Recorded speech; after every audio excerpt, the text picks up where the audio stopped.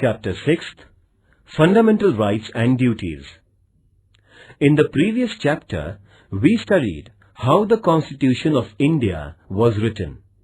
We also studied the main objectives of the Constitution. One way of ensuring that the objectives are achieved is to guarantee fundamental rights to the citizens. In this chapter, we shall study the rights included in the Constitution and why they are important. Introduction. Today, most countries, through their constitutions, grant rights to the citizens. The aim of such rights is to help in the all-round development of the people. Rights are necessary also for strengthening democracy. The fundamental rights, therefore, constitute a very important part of a constitution. I thought that uprisings in Tunisia or Egypt took place because those governments did not accept people's rights.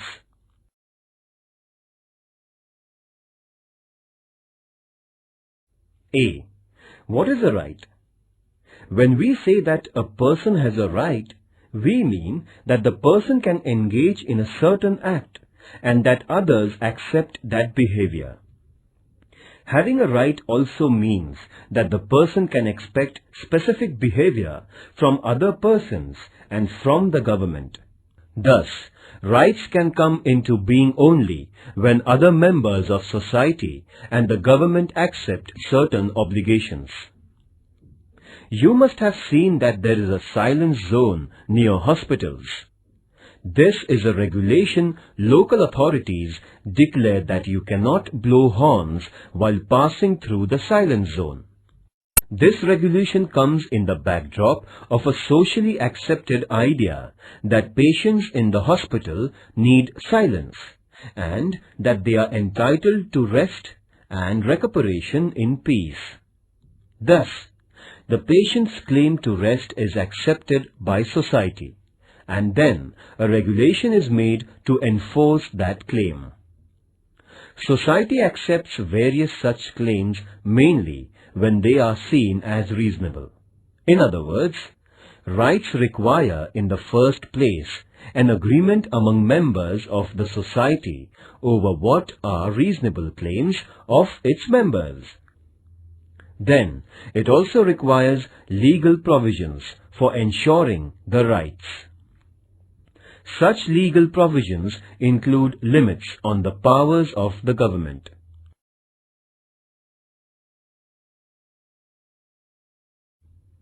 As you will learn later in Standard 10th, limits on the powers of government are seen as an important component of democracy. By agreeing to have limits on the government, a society ensures democratic government. When there are no limitations on government's powers, there is no democracy. I had heard of this word democracy, but did not know that it was related to rights. Must find out the rights of people in different democracies. When we say that we have freedom of speech, it means that other people around us also have the same right, and we all agree that we can freely express our opinions.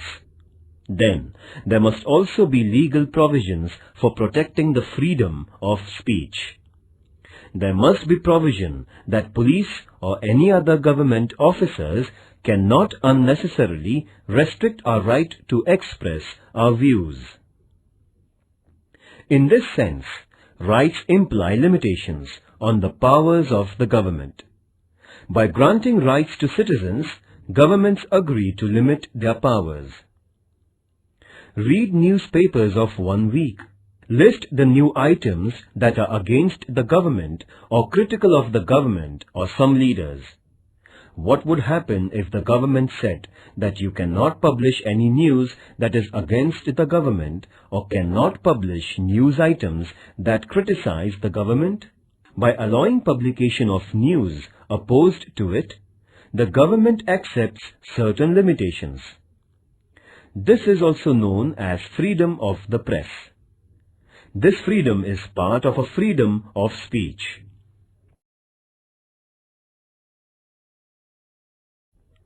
But granting these rights was not an easy or straightforward process. In many countries, people engaged in struggles with their rulers for long periods before they could get their rights. When the Constitution of the United States was written in 1787, the idea of rights also existed. But that Constitution originally did not mention any rights because makers of that Constitution felt that rights are already there and do not need mention in the Constitution. But on the demands of citizens, a Bill of Rights was subsequently included in the US Constitution, that is, in 1791. Since that time, it has become customary to include rights in the Constitution of a country. The Constitution of India includes a detailed list of rights. These are called fundamental rights. This means that these rights are of fundamental importance. They are so important that the government cannot take away these rights.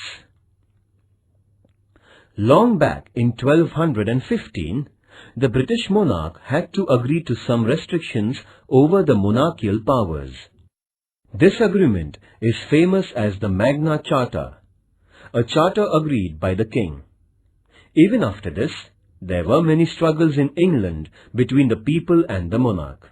Those struggles resulted into many more limits on the powers of the king or queen.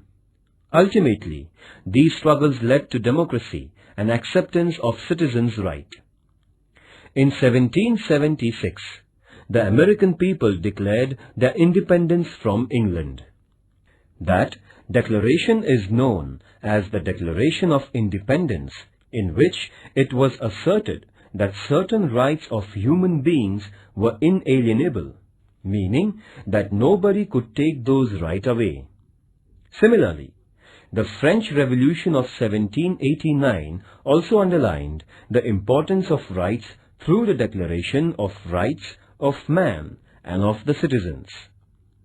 The French Revolution led to abolition of the monarchy and the rise of democracy in France. In what way rights are related to democracy?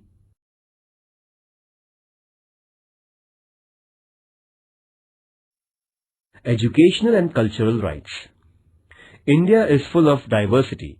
People in a country speak different languages, follow different religions, adopt different cultural practices, and celebrate different festivals.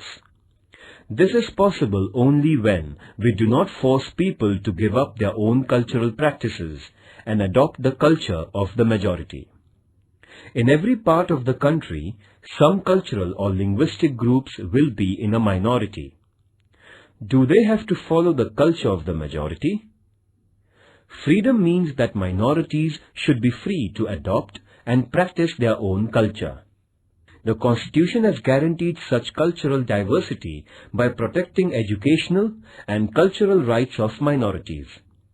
A group belonging to language-based minority or religious minority will have the right to protect its culture and to form educational institutions.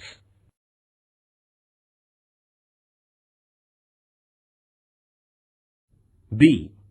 Are fundamental rights mentioned in Indian Constitution.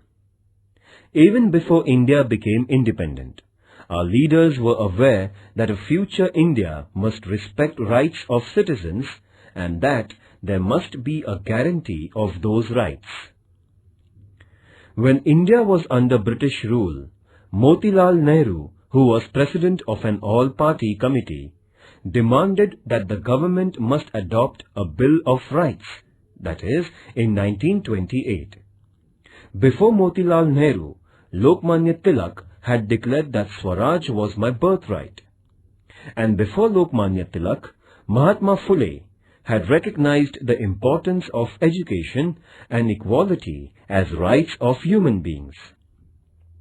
These ideas form the origin of our rights today in free India. There is a separate part of the Constitution of India where fundamental rights are mentioned.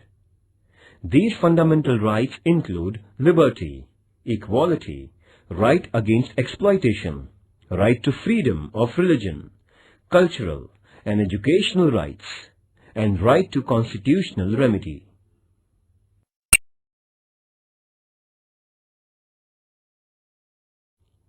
C. Human rights. It is now internationally accepted that every human being has certain rights. These are described as human rights. It is also accepted now that human rights should be adopted and guaranteed by every country, and necessary mechanism for protection of human rights should be created. In the year 1948, the United Nations adopted the Universal Declaration of Human Rights, 10th December 1948. This day is celebrated every year as Human Rights Day.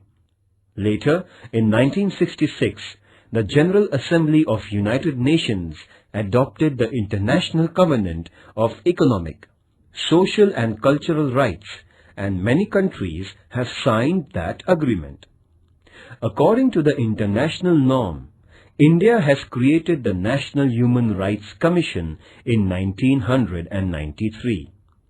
The Universal Declaration of Human Rights lists many important rights. These include individual freedoms such as freedom of speech, movement, etc., right to equality, cultural rights, and freedom of religion. Besides this, Declaration also includes wide-ranging rights such as right to work, right to rest and leisure, right to education, etc. The purpose is to ensure a balanced development of every individual and ensuring equal worth of all persons. Dignity and justice for all of us, this is the motto of the Universal Declaration of Human Rights. Activity. Using Internet, find out countries that have adopted the Declaration of Human Rights. For information about the number of countries that have signed the International Covenant, access the UN website.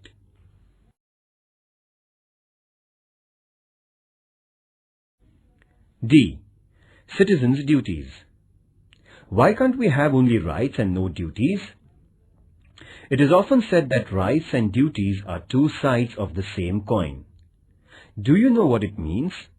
Let us take an example. Right to equality means that men and women must have equal status and equal treatment. Does this happen in real life? Unless all members of society respect this right and fulfill the duty of treating women as equal, this right will never fully come into being. Therefore, it is the duty of every citizen not to engage in domestic violence against women and to oppose ill treatment of women, because women are not treated equally and practice of female foeticide is prevalent. Is it not a duty to respect women as equal citizens? You will now understand why duties are important for the fulfillment of rights. Just as society must respect our rights, society expects that we accept certain responsibilities as our duties. Some duties are listed in the Constitution as a fundamental duties. These include to respect the Constitution, to respect national flag and national anthem, to protect the country, to adopt a feeling of brotherhood towards all citizens of India, to protect the environment, to adopt a scientific approach, etc. Is there punishment if these duties are not performed? Ecological balance. Human beings are dependent on environment for air, water, trees and minerals. If we use these natural resources indiscriminately, that leads to environmental degradation. Our present generation may be happy to use as many trees as it can cut down, but what will happen to later generations? Already, over-exploitation of natural resources is leading to crises such as drop in rainfall, rise in temperature, and many other environmental hazards. This only shows the importance of duties, It is not our duty to use the natural resources carefully? Think of others and think of our future generations. Activity. Obtain a copy of the Constitution of India and make a list of fundamental duties. Discuss in your class why these duties are important. I can now see the link between rights and duties. Unless we are bound by the duty to protect our environment, how can later generations enjoy the benefits of forests and fresh air and other natural resources?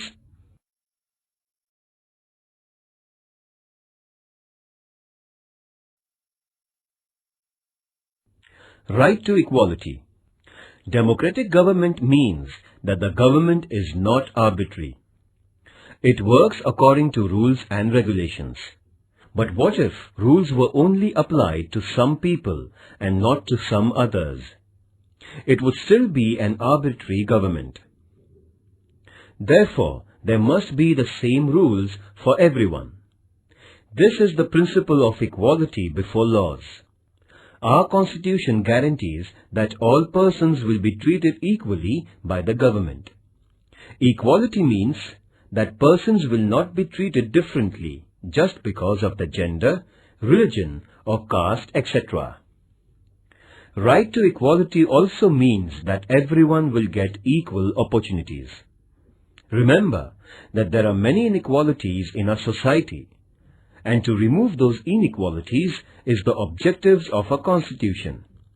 Therefore, it is the responsibility of the government not only to treat all persons equally, but to implement policies that will bring equality in our social relations. You may have heard about reservation of seats in school and college admissions for women or persons of weaker sections. This is an example of government's efforts to bring equality. Right to equality does not mean only equal legal treatment. It also means that groups which are backward and traditionally discriminated against must get the opportunity to develop themselves and become equal in the true sense. Thus, right to equality puts a responsibility on the government to remove injustice and inequality.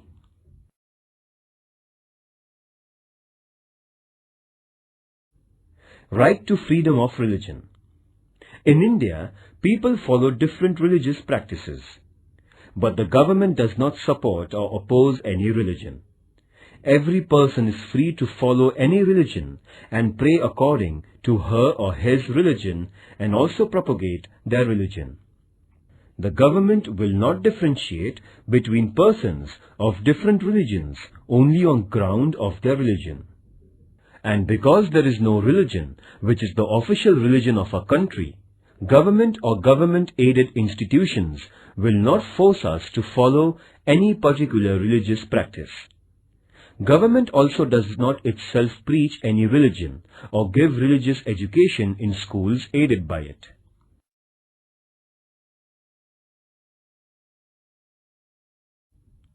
Right to information.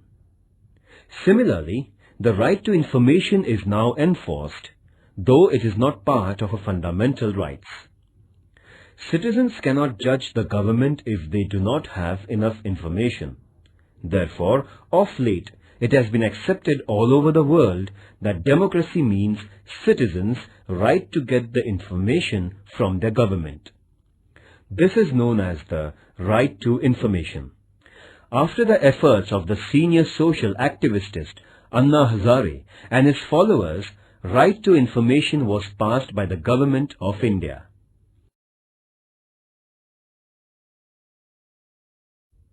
Right to liberty. Right to life is one of the most important rights of the individual. Our Constitution guarantees this right. It means that even the government cannot take away our life or cannot arrest us without reason and without legal procedure. But merely a guarantee of life is not enough. As human beings, we want to live a meaningful life. We want to do things we like. We want to develop our personality, follow our hobbies, pursue our own interests. For this to become a reality, we need an assurance that there won't be unreasonable restrictions on our personal liberties. Freedom of speech is one of the most important personal liberties. Besides, we have the liberty to form associations and organize meetings. We also have the freedom to move freely in different parts of the country and reside anywhere in the country. And we have the freedom to undertake any profession or business of our liking.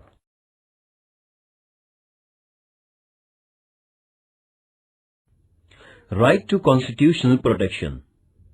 So far we listed the rights guaranteed by the Constitution. But what do we mean by guarantee? If our right is violated, we can go to the government for protection. But what will happen if some officer or the government itself violated or did not respect our rights? In such situation, we have the right to move the courts. This is also called as right to constitutional remedy. Court will decide if the government has wrongly interfered with our rights, and if so, ask the government not to do so. Judiciary is the protector of our rights. This provision makes our fundamental rights truly guaranteed. First, what is the importance of right to equality? Second, why is the right to constitutional remedy the most important right? Activity. Imagine we had right to liberty but not the right to equality. What would be the result?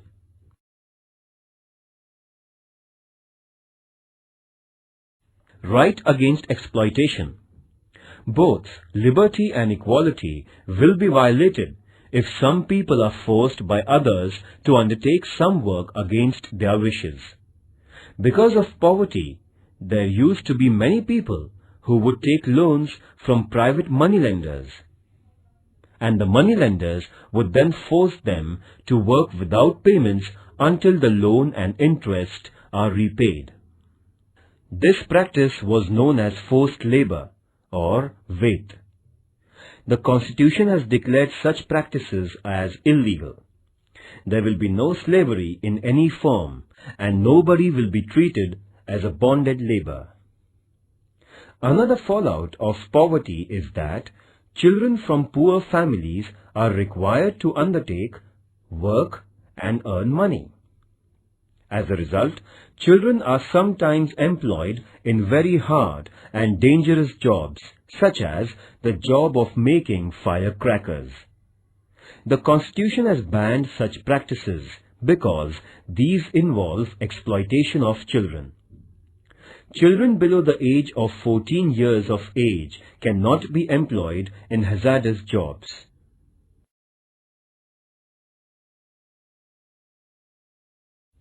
Positive and negative rights. Rights are necessary for our personal development. They are necessary also for the well-being of the society. Rights ensure that weaker and backward sections of society get opportunities to improve their condition. The right to equality is very important in this respect. Thus, some rights are limitations or restrictions on the powers of the government, while some rights mandate that the government adopts policies for the well-being of weaker and needy sections. In this sense, rights are responsibility of the government and the society to make sure that various services and facilities reach all sections. So, our rights are twofold. Some rights are restrictions on government, what the government cannot and should not be doing. Let us call them negative rights, because they tell us what the government should not do. On the other hand, some rights tell what the government should do. These are positive rights. Right to education, for instance, is a positive right.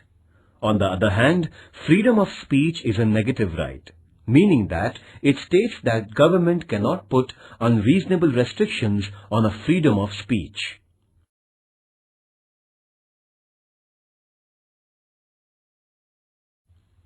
Other rights. The idea of rights does not stop only at fundamental rights. For instance, we know that citizens of India enjoy the right to vote. This right is not listed in fundamental rights, but it is part of our constitutional rights. Even after the Constitution was written, the scope of our rights has been expanded. For example, we now have the right to education.